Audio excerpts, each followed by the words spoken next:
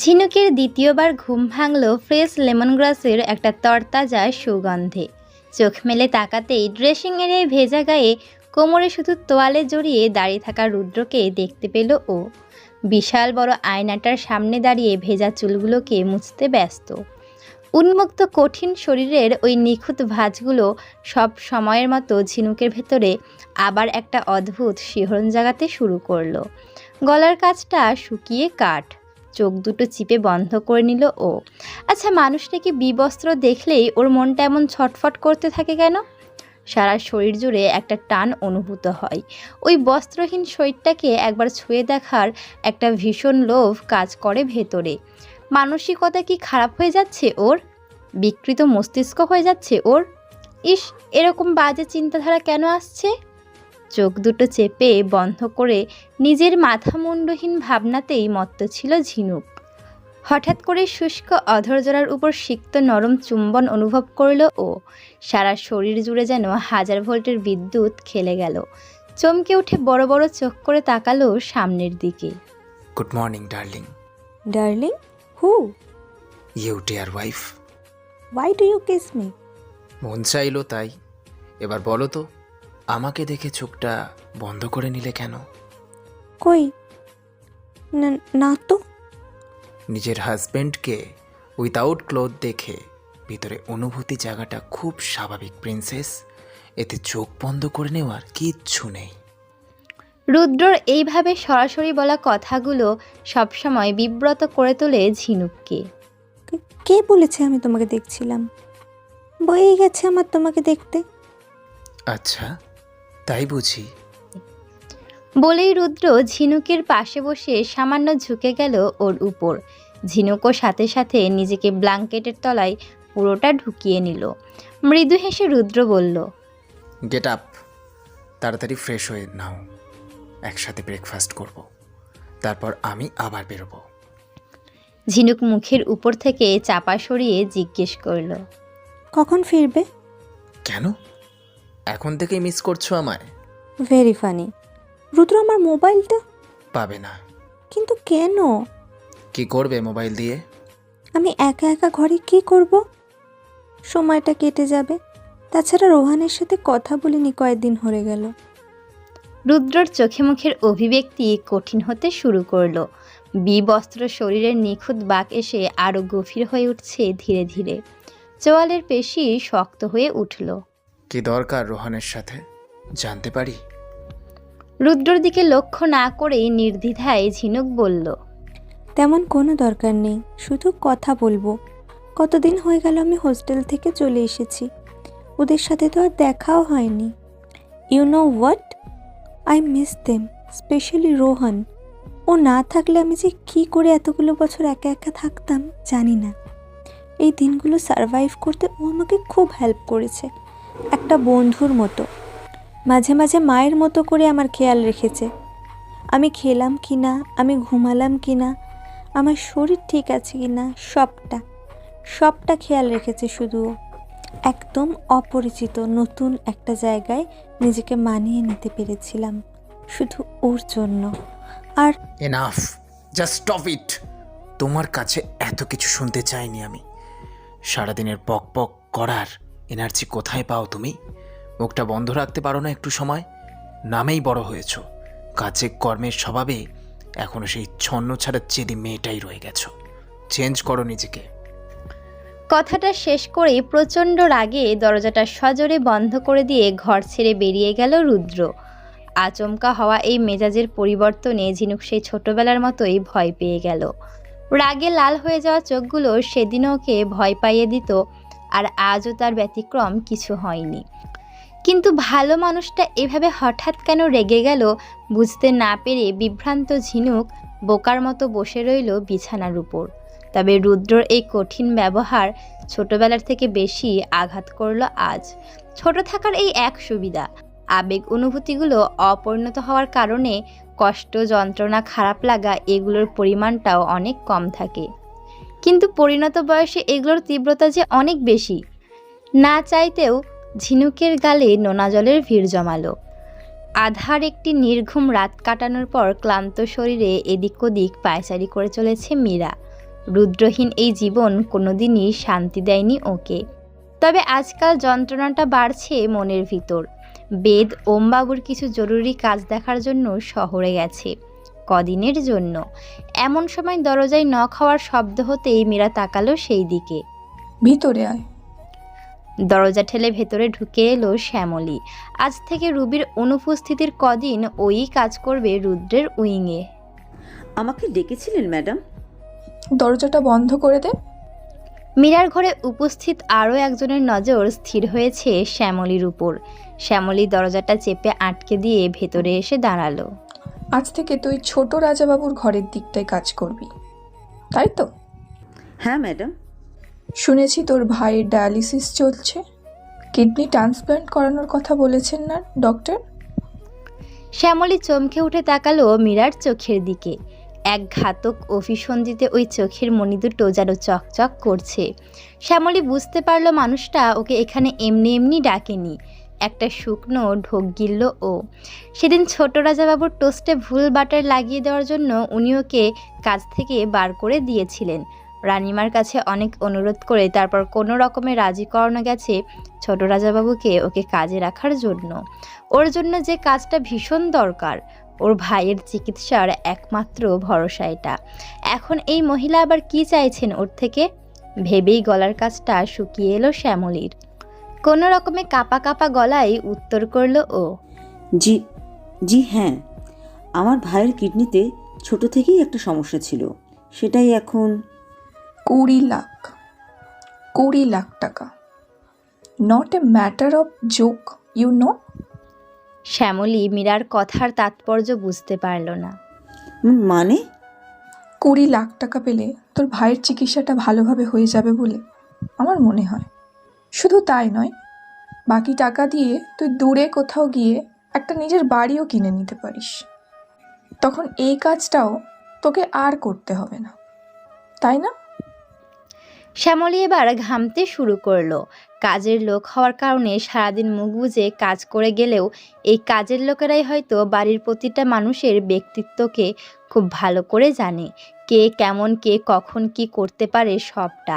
সামনে দাঁড়িয়ে থাকা মানুষটার সাজ পোশাক ঠিক যতটা উচ্চমানের, মনের ভিতরটা তার থেকেও দ্বিগুণ পরিমাণ নিকৃষ্ট, সেটা শ্যামলীর অজানা নয়।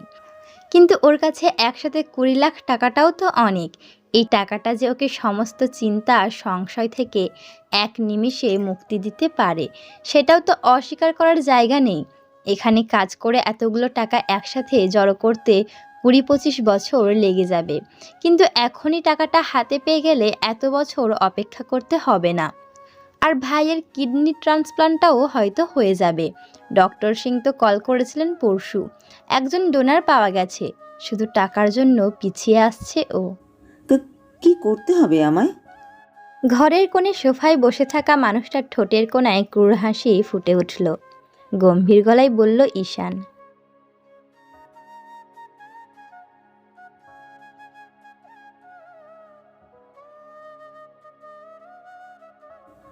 কিন্তু যদি ছোট রাজাবাবু জানতে পারেন?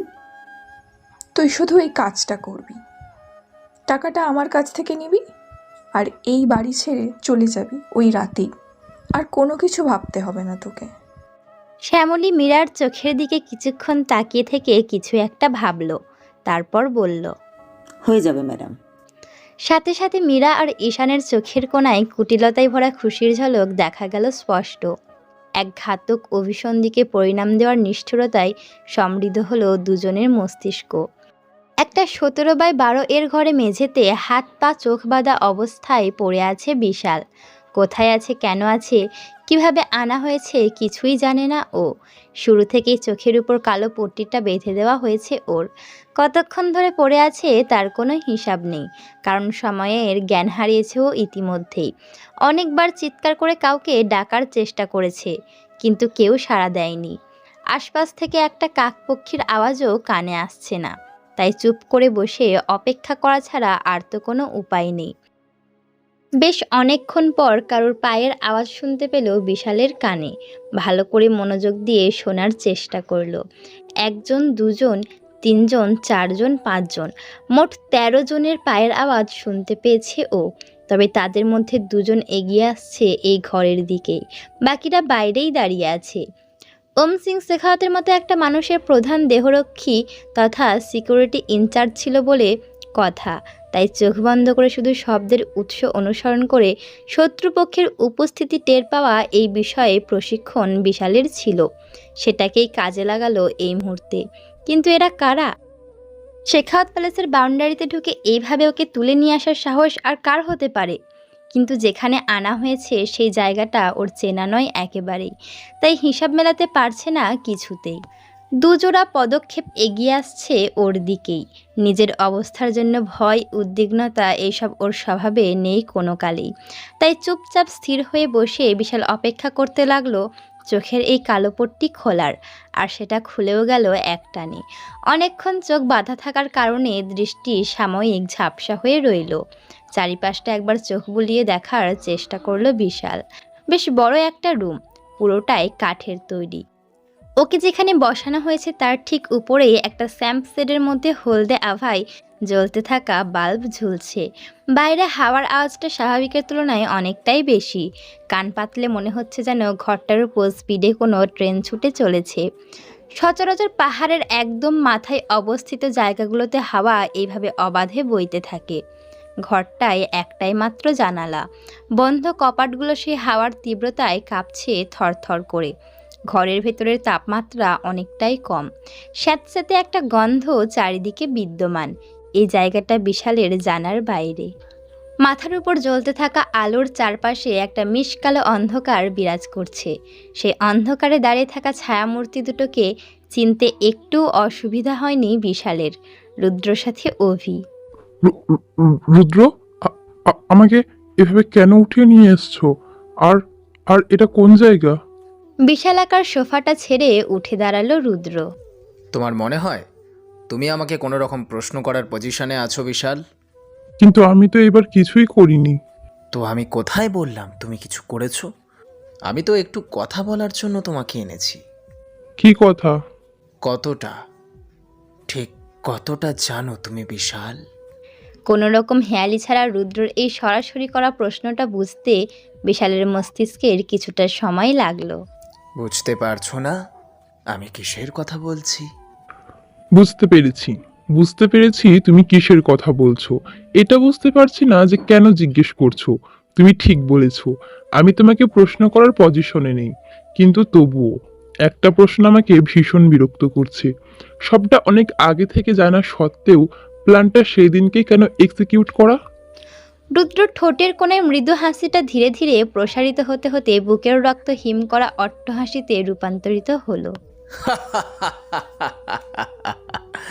You really didn't get it, right? বিশাল বিভ্রান্তির সাথে তাকালো রুদ্রর দিকে। ঠিক কি বোঝার কথা বলছে ছেলেটা ওকে? রুদ্রর চোখের নিচে অন্ধকার আরো গাঢ় হতে শুরু করলো। আলোর পরিধির ওপারে দাঁড়িয়ে থাকা ছেলেটার চোখে মুখের অভিব্যক্তিতে একটা ভয়ঙ্কর কিছুর আভাস পাচ্ছে বিশাল। একটা অদম্য জেদ, অধিকারবোধ, ভয়ঙ্কর একটা আসক্তি কিছুর প্রতি। কি এটা জানে না বিশাল। রুদ্রর গলার ঘন কালো মেঘের গর্জন প্রতিধ্বনিত হতে লাগলো ঘরের চার দেওয়ালের মধ্যে। I love her, Vishal. I just love her. This devil loves her, Vishal. Loves her madly, crazily and mercilessly. হ্যাঁ, আমি নির্দয়ভাবে ভালোবাসি ওকে। সব কিছুর ঊর্ধ্বে গিয়ে ভালোবাসি ওকে আমি। ও শুধু আমার। বুকের ভেতরটা কেঁপে উঠল বিশালের। এটাই তো আশঙ্কা করেছিল ও, আর সেটাই হলো। রুদ্রকে একদম ছোটবেলা থেকে চেনে বিশাল। মানুষটা যে সময়ের সাথে সাথে ঠিক কতটা ভয়ঙ্কর হয়ে উঠেছে সেটা ওর অজানা নয়। রুদ্রর ভালোবাসা সাপের বিষের থেকে বেশি বিষাক্ত, আগুনের লেলিহান শিখার চেয়ে বেশি প্রজ্বলনীয়, মৃত্যু যন্ত্রণার থেকে বেশি পীড়াদায়ক। ওই নিষ্পাপ সরল মেয়েটা কি করে সহ্য করবে এগুলো? বিশালের গলা থেকে বেরিয়ে এলো অসহায় অনুরোধ। প্লিজ রুদ্র, ঝিনুক ভীষণ নিষ্পাপ একটা বাচ্চা মেয়ে, ও এগুলো সহ্য করতে পারবে না। তোমার লাইফস্টাইল, এই মাফিয়া বিজনেস, বাইরের মানুষগুলোর শত্রুতা এগুলো ওর জন্য নয় রুদ্র। ও শেষ হয়ে যাবে, ওর জীবনটা ধ্বংস হয়ে যাবে। রুদ্র আক্রমণাত্মকভাবে এগিয়ে এলো বিশালের দিকে। তর্জনী আর অঙ্গুষ্ঠ চাপে চেপে ধরল ওর গাল দুটো। দাঁতে দাঁত চেপে কঠিন গলায় বলল, ধ্বংস তো ওকে হতেই হবে বিশাল, হতেই হবে, তবে সেটা আমার সাথে। ওই শক্ত হাতের চাপে গালের ভেতরের চামড়ায় দাঁত বসে যেতে শুরু করলো বিশালের। ব্যথার ছাপ স্পষ্ট ওর চোখে মুখের প্রতিক্রিয়ায়। রুদ্রকে ছেড়ে দিয়ে উঠে দাঁড়ালো। বিশাল বিশাল বিশাল, তুমি এখনো বুঝলে না ঝিনুক যে আমার কাছে কি তা তুমি ধারণাও করতে পারছো না। রূপকথার গল্প শোনোনি কোনোদিন?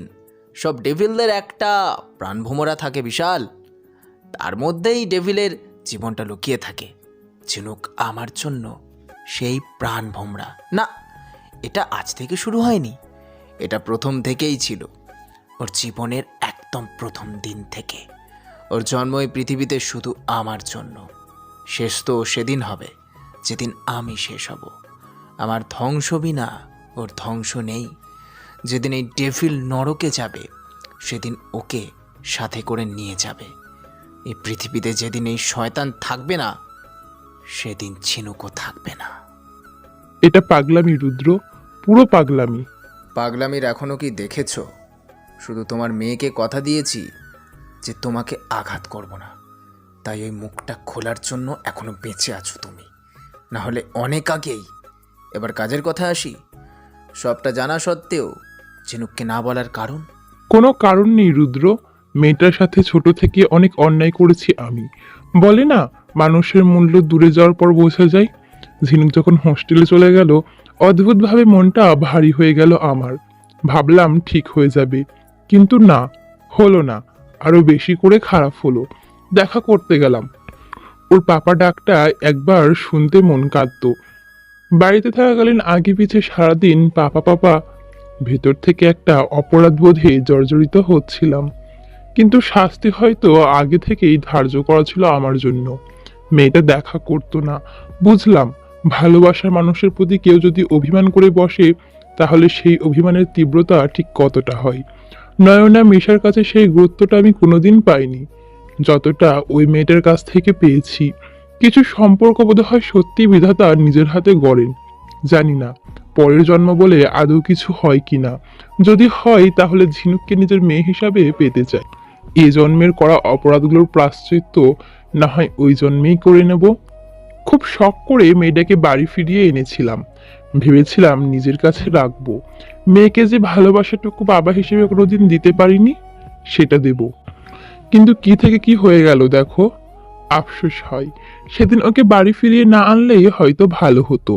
মেয়েটার মনের বিভ্রান্তি চোখে দেখা যায় না। মনের ভেতরের চাপা আতঙ্কটা ও মুখে প্রকাশ না করলেও অভিব্যক্তিতে লুকাতে পারে না। হ্যাঁ, আমি জানতাম সেদিনের অ্যাক্সিডেন্টটা আর কেউ নয়, তুমি নিজে প্ল্যান করেছিলে।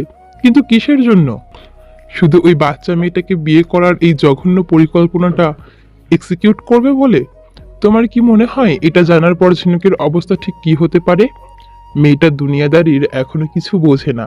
কেউ সামান্য একটু ভালো ব্যবহার করলেই ওর চোখে মহান হয়ে যায়। এত সরল মেয়েটা নিতে পারবে তো তোমার এই কুটিল মনোভাবকে? রুদ্র চোখে মুখের প্রতিক্রিয়া হিংস্র হতে শুরু করলো। ডোন্ট ইউ ডিয়ার বিশাল, চেষ্টাও করবে না ঝিনুককে এগুলো জানানোর।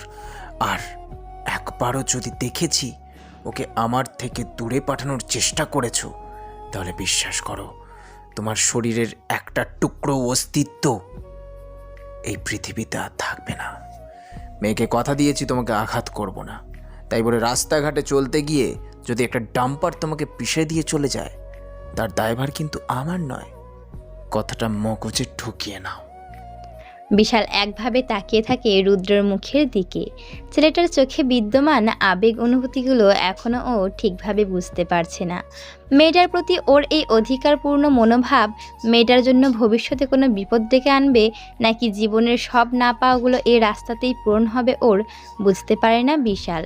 তবে আজ সব কথার আড়ালে একটা কথা বেমালুম চেপে গেছে ও। ঝিনুক চলে যাওয়ার পরপরই এক রাতে ও নয়না আর ওমসিং শেখাওয়াতকে দেখেছিল একসাথে। মনের ভেতর জ্বলতে থাকা প্রতিশোধের আগুনের ঘৃতাহুতি পড়েছিল। কিন্তু এই কথাটা এই মুহূর্তে রুদ্রকে বলা মানে আবার নতুন কোনো অত্যাচারের সূচনা নয়নার প্রতি।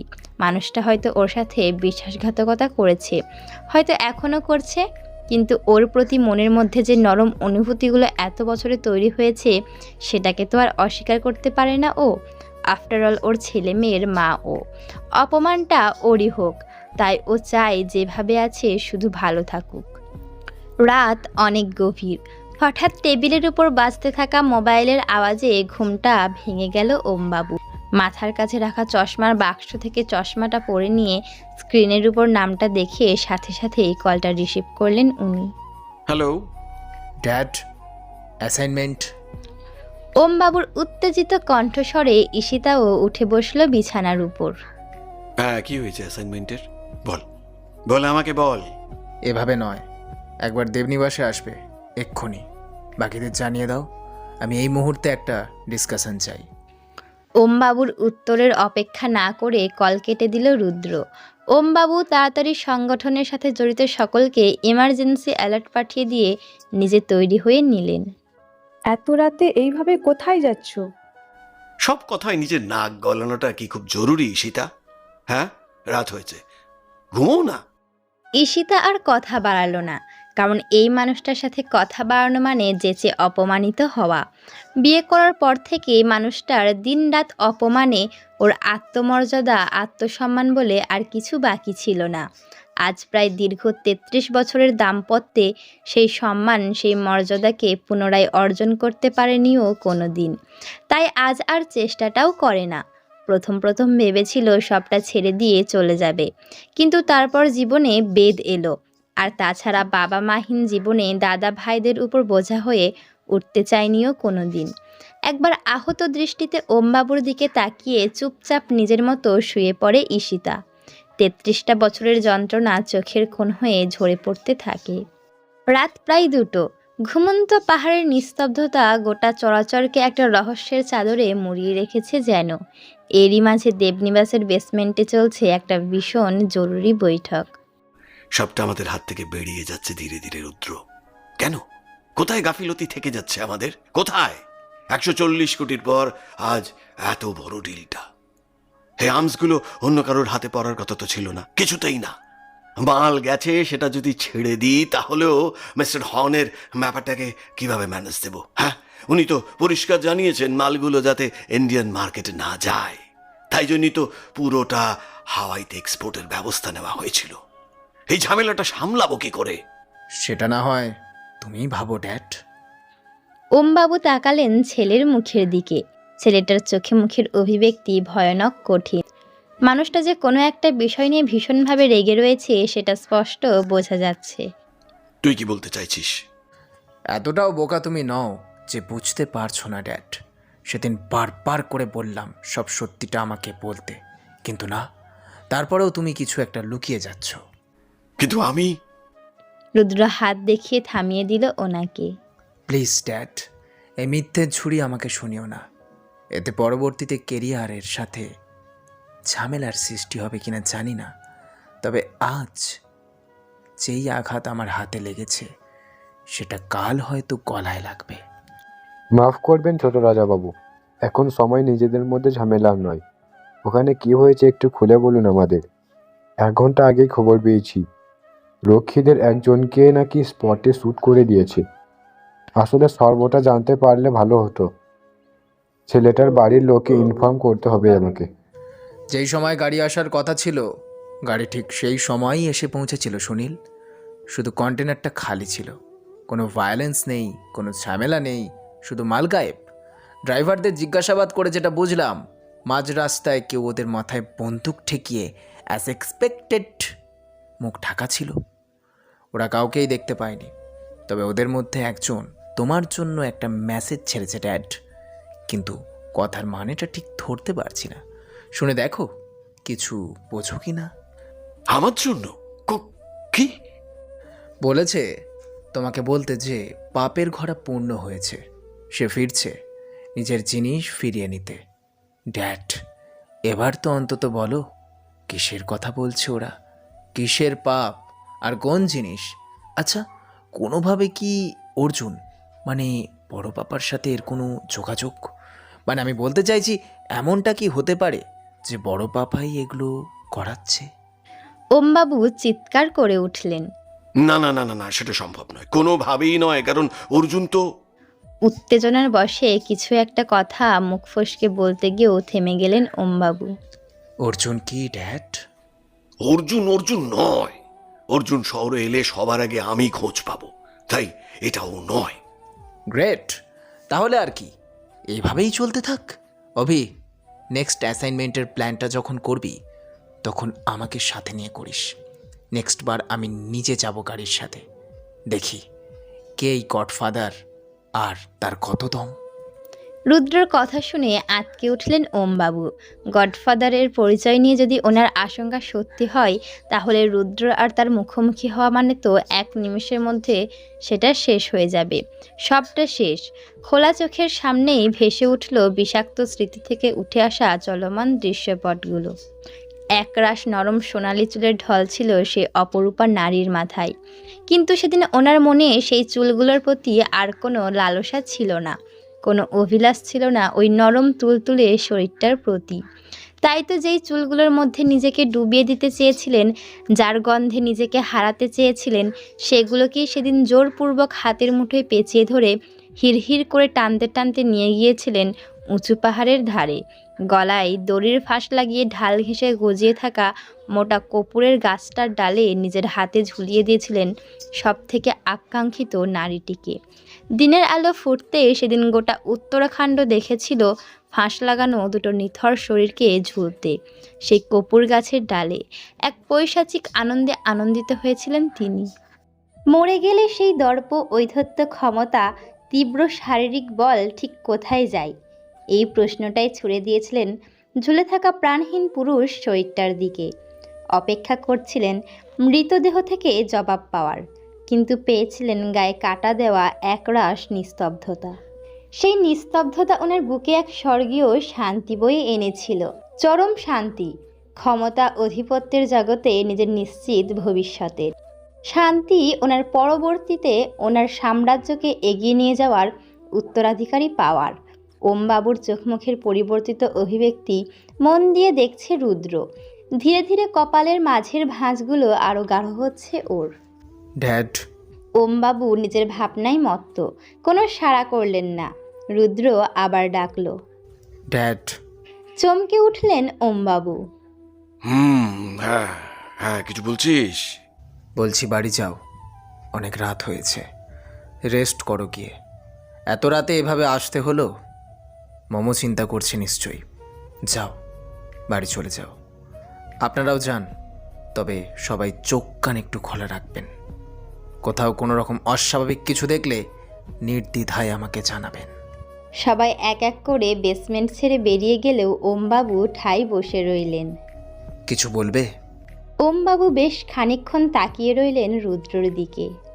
তুই যখন প্রথম হয়েছিলি, ডাক্তার বলেছিল তোর অবস্থা একটু কমপ্লিকেটেড, মায়ের থেকে দূরে এনআইসিইউতে রাখতে হবে। তোর মায়ের শরীরটা অনেক খারাপ হয়ে গেছিল, তাই সেও হাসপাতালেই ভর্তি ছিল। তোর কাছে যাওয়ার ক্ষমতাটুকু পর্যন্ত ছিল না।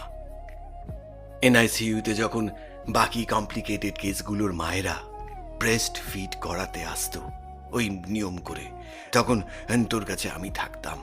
নার্স তোর মায়ের কাছ থেকে দুধ এনে দিত, আমি খাওয়াতাম। তোর মায়ের অভিযোগ যে আমি নাকি তার কাছ থেকে তোকে কেড়ে নিয়েছি। কেড়ে নেব না বল? হ্যাঁ, তোর জন্ম থেকে নিজেকে যে তোর মা হিসেবে আমি গড়েছি, কিন্তু আজ কে বলবে তুই অত দুর্বল ছিলি, অত সমস্যা ছিল তোর শরীরে? আজ দেখ নিজেকে কি তৈরি করেছিস তুই, দেখ। কি হয়েছে ড্যাড? তোমাকে খুব টেন্স লাগছে? কোনো সমস্যা থাকলে আমায় খুলে বলতে পারো, তুমি জানো সেটা, রাইট? ওমবাবু মৃদু হাসলেন। সমস্যা কিচ্ছু নেই। সমস্যা যেটা হওয়ার কথা ছিল সেটা অনেক আগেই আমি সামলে নিয়েছি। তুই শুধু আমার পাশে থাকিস, আর মাথায় রাখিস এই সাম্রাজ্য শুধু তোর। হোম সিং শেখাওয়াতের ছেলে রুদ্রনীল শেখাওয়াতের। কোনোদিন কোনোদিন আমার কাছ থেকে দূরে চলে যাস না রে, দূরে চলে যাস না। রুদ্র ওমবাবুর সামনে গিয়ে দাঁড়ালো। চিন্তা করছো কেন? আমি এখানেই আছি, কোথাও যাচ্ছি না।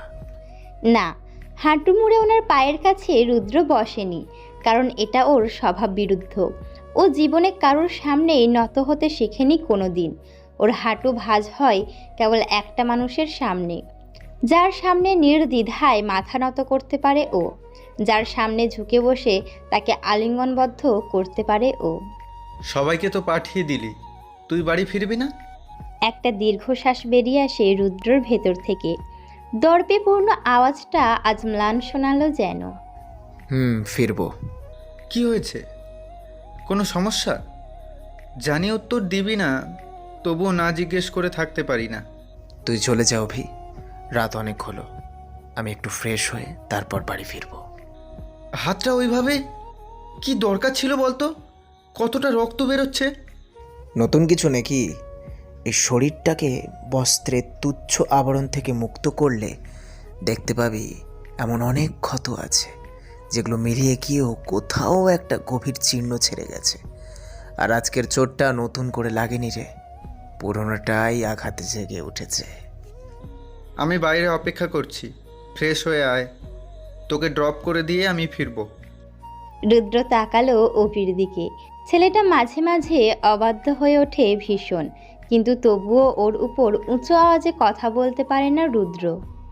বাইরে ঠান্ডায় দাঁড়াতে হবে না, এখানেই অপেক্ষা কর, আসছি আমি। সকালে মেজাজ দেখিয়ে বাড়ি থেকে বেরিয়ে এসেছিল রুদ্র। মেয়েটা হয়তো তারপর সারাদিন একা বসে ভেবেছে ওর ব্যবহারের হঠাৎ এই পরিবর্তনের কারণ, হয়তো বা কান্নাও করেছে। কিন্তু রুদ্রও বা কী করবে? ঝিনুকের মুখে অন্য কোনো পুরুষের অত প্রশংসা শুনে সহ্য করতে পারেনি ও। ঝিনুকের মুখে অন্য কোনো পুরুষের অত প্রশংসা শুনে সহ্য করতে পারেনি ও। মেয়েটার জীবনে ও ব্যতীত অন্য কেউ এভাবে জড়িয়ে যাবেই বা কেন? কেন মেয়েটা ওই ছেলেটার উপর নির্ভরশীল হবে এক মুহূর্তের জন্য? একা মেয়েরা স্বাবলম্বী হয়ে বাঁচে না, তাহলে ওর কেন দরকার পড়লো আর একটা পুরুষের? ব্যাপারটাকে কোনোদিন মেনে নিতে পারবে না ও। মনের ভেতরের এই ঈর্ষাটুকুকে নিয়ন্ত্রণ করতে পারবে না ও।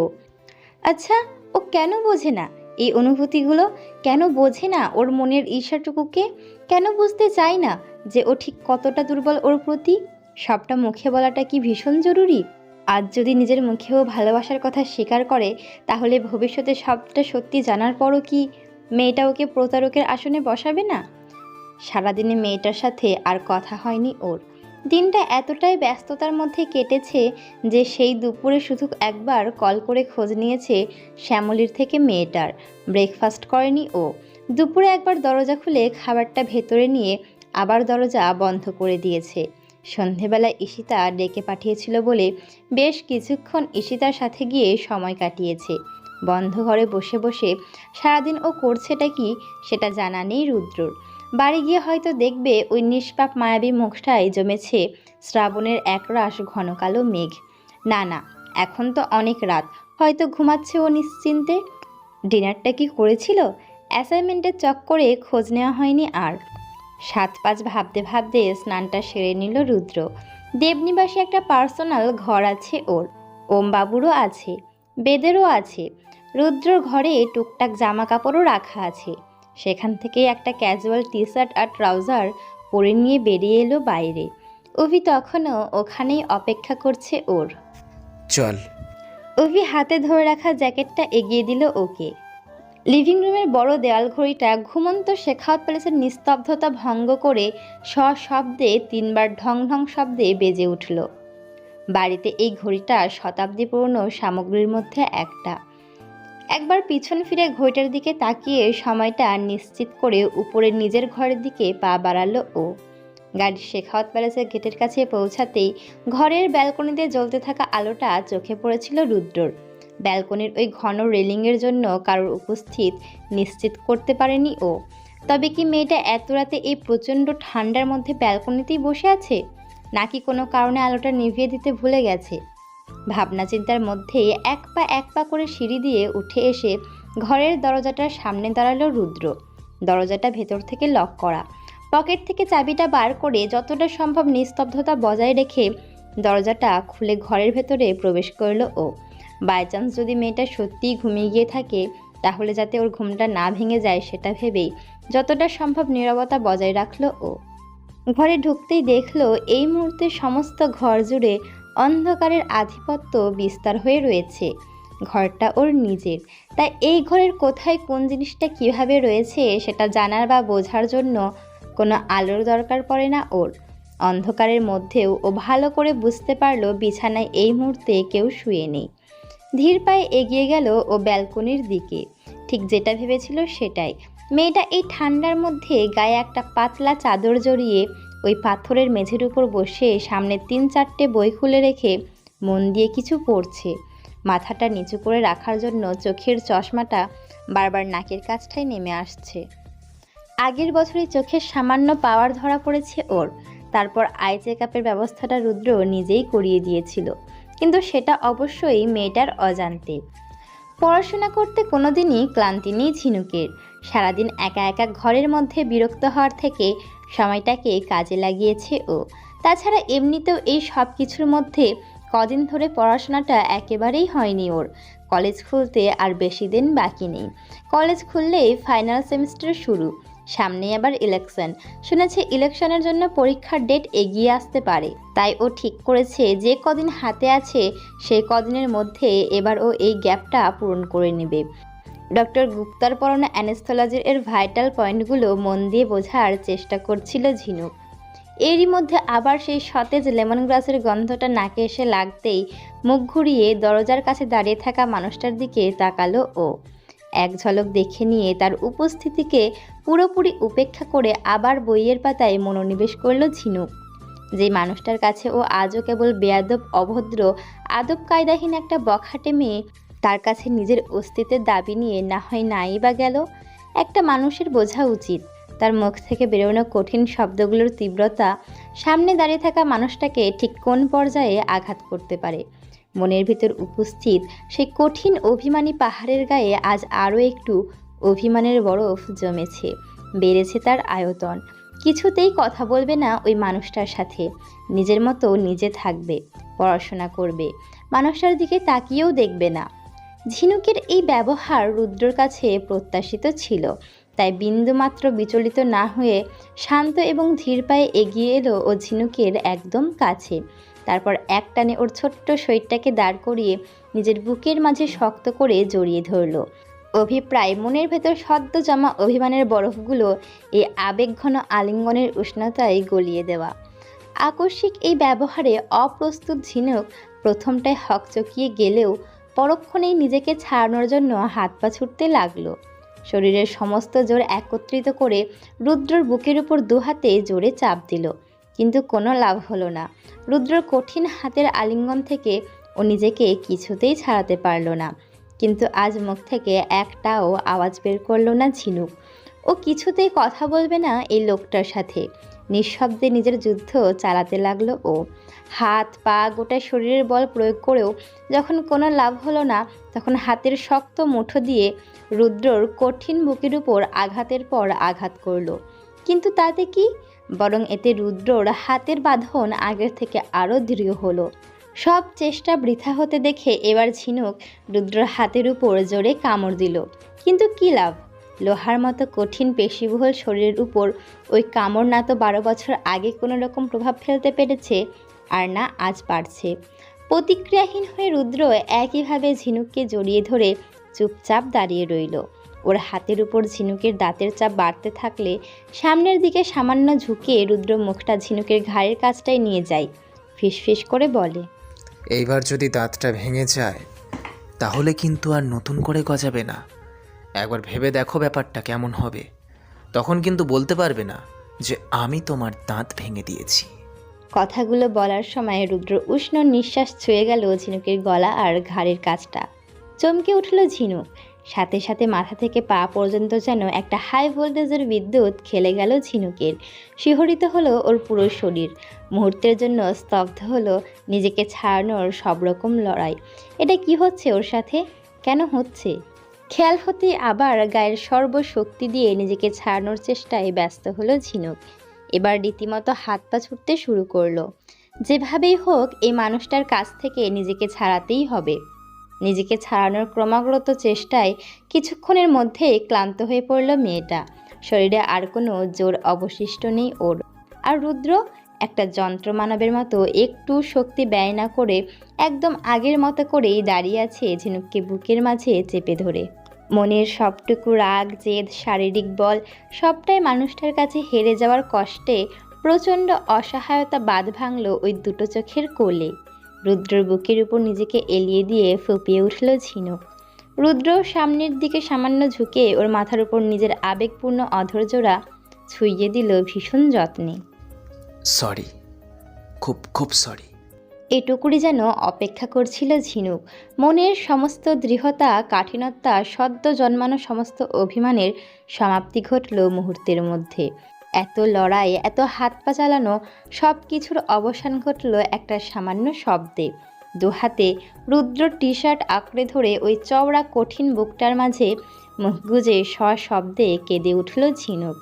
মনের সমস্ত ক্লেশ, ক্লান্তি অষ্ট হয়ে ঝরে ভিজিয়ে দিল ছেলেটার বুকের কাছটা। রুদ্র এক বুক ভালোবাসা নিয়ে প্রিয়তমার মাথায় আলতো করে হাত বুলিয়ে দিতে দিতে বলল, খুব ভুল হয়ে গেছে প্রিন্সেস, খুব খুব খুব ভুল হয়ে গেছে। আসলে কি করব বলো, তোমার মুখে অন্য কোনো পুরুষের নাম সহ্য হয় না আমার। ভীষণ হিংসা হয়, মনের ভিতরের ঈর্ষাটুকুকে নিয়ন্ত্রণ করতে পারি না। এই ক্ষেত্রে আমি ভীষণ নিরুপায়, ভীষণ ভীষণ নিরুপায়। হ্যালো বন্ধুরা, পরবর্তী পার্ট খুব তাড়াতাড়ি আসবে, তো সবাই অপেক্ষায় থাকো। আর চ্যানেলটিকে যারা এখনো সাবস্ক্রাইব করোনি তারা পরবর্তী পার্ট দেখার জন্য চ্যানেলটিকে সাবস্ক্রাইব করে রেখো। ধন্যবাদ সবাইকে, আমাদের সাথেই থাকবেন।